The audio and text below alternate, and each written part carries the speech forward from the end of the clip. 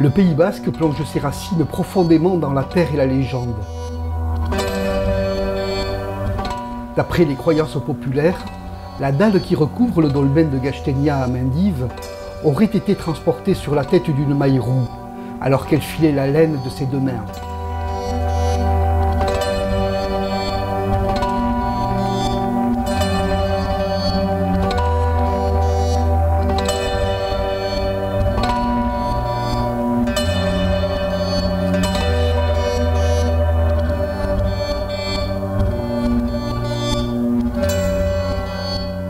Au bord de l'ancienne voie de transhumance, empruntée par les bergers depuis des temps immémoriaux, la chapelle Saint-Sauveur se trouve aux portes de la forêt d'Irati.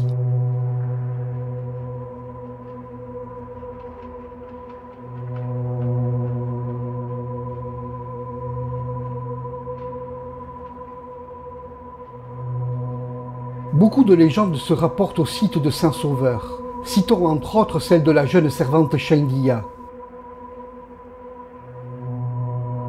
Chendia travaillait dans une ferme voisine. Le maître de maison, ayant oublié un outil dehors, une houe à deux dents qu'il utilisait pour ses travaux agricoles, lui demanda de le lui ramener. La jeune fille, qui veut montrer sa bravoure, accepte, malgré l'interdiction de sortir la nuit. Elle se moque bien de toutes les légendes, affirmant que le jour est le domaine de l'homme et la nuit celui de Gaweko, qui représente toutes les forces maléfiques, les démons et les êtres fantastiques.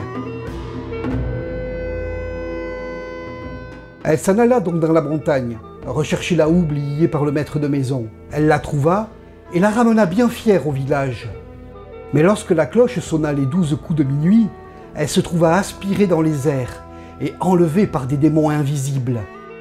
Passant au-dessus de la maison, elle jeta l'outil qu'elle avait encore entre les mains, lequel retomba par la cheminée de la maison.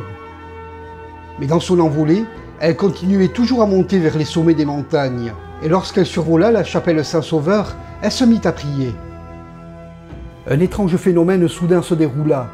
Elle se retrouva déposée tout doucement à proximité. Les hommes de l'ombre avaient perdu toute emprise sur elle.